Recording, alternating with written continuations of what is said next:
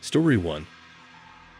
Camping has always been my favorite, especially during the fall when the leaves burst into vibrant colors and the air turns crisp. So when my best friend, Katie, invited me to join her for a birthday camping trip, I couldn't resist. We packed our gear and set off to a secluded spot in the woods, a place Katie's family had frequented for years. As we hiked in, a profound silence enveloped us, making it feel as if we were the only two people in the world. The hike was brief, and soon we arrived at the campsite. We quickly set up our tent and gear, a task that took less than an hour. Eager for more adventure, we decided to go for another hike. We ventured north, straying from the main path and diving into uncharted territory. That's when we stumbled upon a faint trail that Katie didn't recognize. Curiosity piqued. We followed the winding path deeper into the woods until we stumbled upon an old, abandoned cabin. The cabin, small and weather-beaten, had broken windows and a sagging roof, standing as a silent relic of times long past. Katie was excited to explore the cabin, and though I felt a bit hesitant, my curiosity got the better of me. We stepped inside, the air thick with the mustiness of neglect. It was clear that no one had been here for years.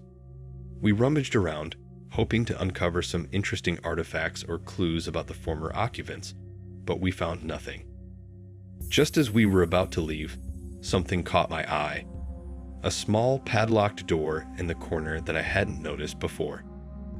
I pointed it out to Katie, and our curiosity grew.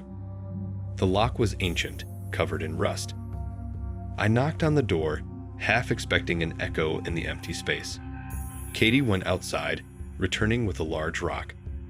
She handed it to me, and with a few forceful blows, the lock shattered. We pulled the door open, its hinges groaning in protest. Darkness swallowed the space beyond. Katie shone her flashlight into the abyss, revealing a staircase leading down. A chill ran down our spines, but we reassured ourselves. No one had been here for years. There was nothing to fear. Or so we thought.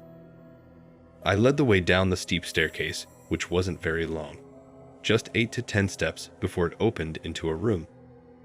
What we saw was disturbing and strange. Several small mattresses on the ground, along with some other random furniture.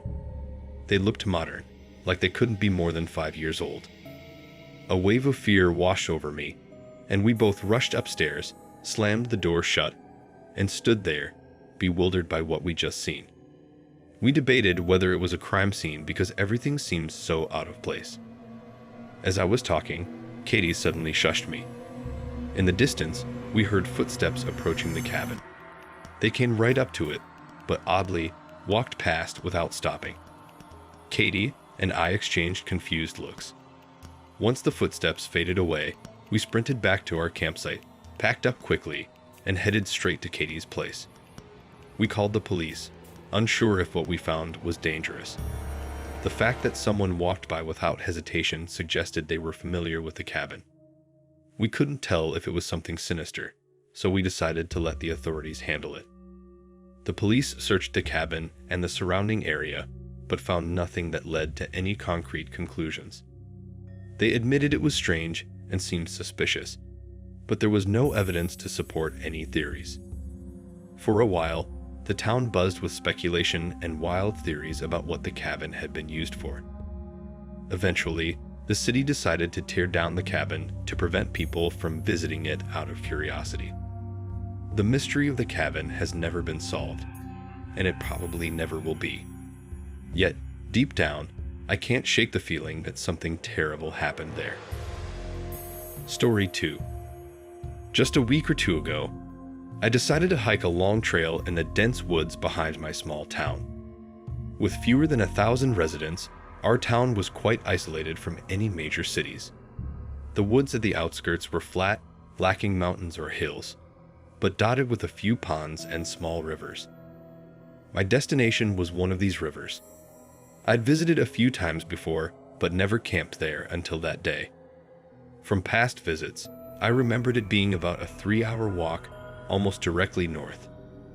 As I walked among the trees, the only sounds were birds singing and animals rustling the leaves. There were no other people or hikers, which I expected since this was a betrayal, just open woods. But about 45 minutes from the river, I unexpectedly encountered someone. We approached each other without noticing until we were just a few feet apart, separated only by a couple of trees. I felt a mix of confusion and nervousness. It was strange to meet someone off trail in the middle of these woods, but the man had the same bewildered expression. I was about to break the silence with a greeting when his face shifted into a slightly nervous smile. Without a word, he turned and walked off to the side. I followed his lead and continued on my way, but after a few steps, I glanced back. The man was no longer walking but almost running away, not saying a word. The initial encounter left me feeling uneasy, but his hasty departure made it even stranger. It was as if he didn't want to be seen or didn't care about the improbability of our meeting. Whatever the case, I decided to mind my own business and continued on to the river. This wasn't an official campsite, so I simply dropped my bag and set up my tent on the flattest spot I could find. With the sun setting, I quickly gathered some sticks and twigs to start a fire. I made sure it would burn for a few hours, hoping to stay up and watch the stars. Stargazing away from town offers a breathtaking view of the Milky Way, and I didn't want to miss that. As hours passed, I sat by the fire, waiting for the stars to appear. Suddenly, I heard a distinct sound, footsteps, slow and careful, coming from behind me. I turned and looked into the darkness, but I couldn't see much. The footsteps stopped, which made it clear that whoever was out there could see me, even if I couldn't see them. I reached for my bag and grabbed a heavy-duty flashlight, sweeping its beam across the trees. Despite the enhanced visibility, I didn't see anyone. My heart started to race, an unsettling feeling creeping over me. "Anyone out there?" I called out. "Hello?"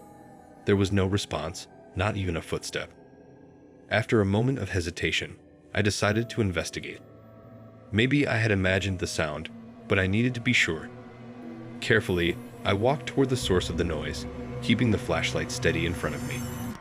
As I neared the spot, I moved the beam to my left, scanning behind each tree. Suddenly, the light revealed a large man, the same one I had encountered earlier. He was no more than 20 feet away, standing still despite the light on him.